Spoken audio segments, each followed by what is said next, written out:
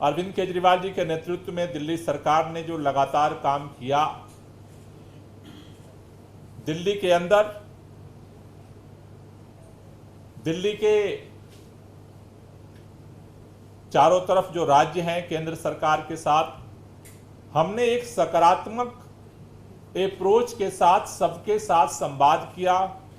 दिल्ली के लोगों को सहभागी बनाया। और हमें आपको ये बताते हुए खुशी हो रही है कि 2016 में जो केवल 110 दिन दिल्ली के लोगों को अच्छी हवा मिल रही थी, पिछले साल उन दिनों की संख्या बढ़ करके 206 हो गई है। 2016 में 110 थी और 2023 लास्ट ईयर पूरे साल के अंदर जो एयर क्वालिटी इंडेक्स रहा उसमें उसकी संख्या बढ़कर के 206 हुई है। यानी 2016 से 2023 तक 96 डेज दिल्ली के लोगों को अच्छी हवा के मिले हैं। अगले विंटर सेशन में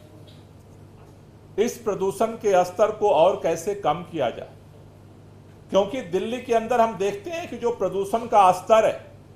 वो दो हिस्सों में बंटता है। फरवरी से लेकर के और सितंबर तक जो प्रदूषण का स्तर होता है वो एक मध्यम स्थिति में होता है, लेकिन अक्टूबर के बाद प्रदूषण का स्तर बढ़ना शुरू होता है और जनवरी तक उसका प्रभाव हम देखते हैं कि सघनता के साथ लोगों के ऊपर पड़ता है। इसलिए विंटर एक्शन प्लान दिल्ली सरकार ने बनाना शुरू किया। उस सिलसिले में जो पिछले एक साल में अलग अलग देश के अंदर या दुनिया के अंदर जो जो नए नए आइडियाज आए हैं, नए नए एक्सपेरिमेंट हो रहे हैं, उनको अगले विंटर एक्शन प्लान में शामिल करने के लिए हमने आज ये एक्सपर्ट्स मीट बुलाई थी। पिछले साल हमने जो 14 पॉइंट एक्शन प्लान बनाए थे उसमें मुख्य तौर पर dust pollution, vehicle pollution, open waste burning, stubble burning, industrial pollution, green war room, green Delhi app, hot spots, real time enforcement study, e waste eco park, increasing green area, public participation, ban on crackers, dialogue with centre and state governments और implementation of GRAP. इस पर focus करके हमने winter action plan बनाया था। आज अभी experts के साथ जितने लगभग 33 डिपार्टमेंट्स जो दिल्ली के अंदर एंटी पोल्यूशन कैंपेन में हिस्सेदारी करते हैं, सक्रिय भागीदारी निभाते हैं, उन सब लोगों को ये जो 14 सूत्री जो अलग अलग एरियाज हैं, अलग अलग कार्य योजना हैं, उस पर उन लोगों को अपनी कार्य योजना बनाने का भी निर्देश दिया गया है। और 5 सितंबर को विंटर एक्शन प्लान के लिए ज्वाइंट अलग अलग डिपार्टमेंट्स के साथ हम बैठक करेंगे और उसमें सभी डिपार्टमेंट्स का जो आज आइडियाज आए हैं उनको इनकॉर्पोरेट करते हुए सभी डिपार्टमेंट्स अपनी कार्य योजना 5 सितंबर को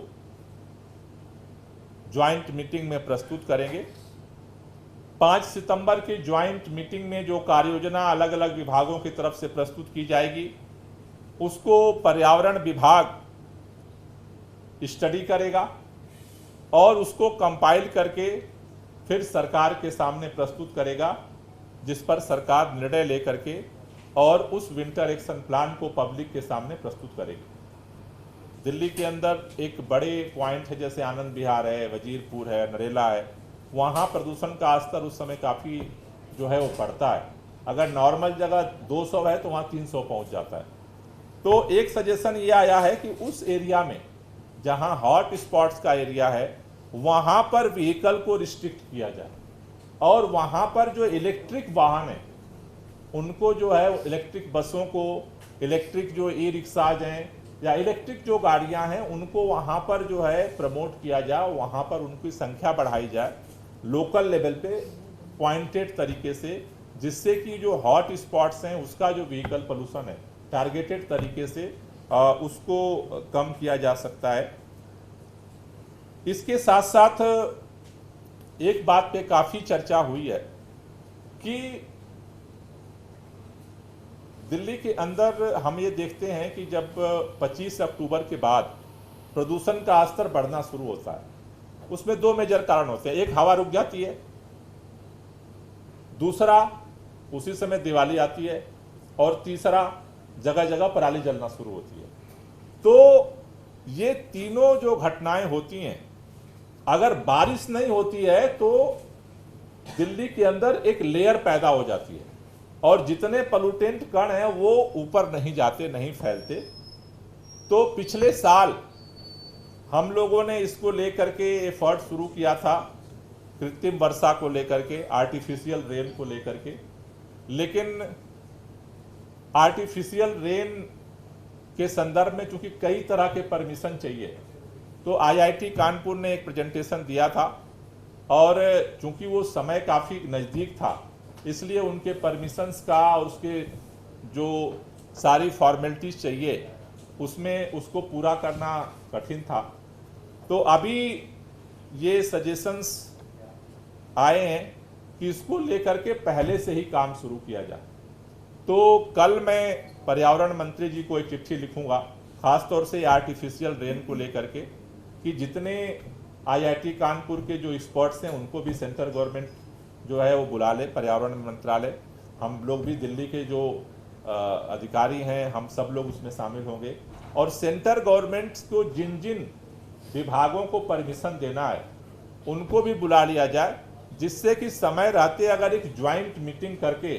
आर्टिफिशियल रेन का रास्ता अगर बन जाता है तो खासतौर से जो इमरजेंसी सिचुएशन बनती है 1 नवंबर से 15 नवंबर के बीच में, उस समय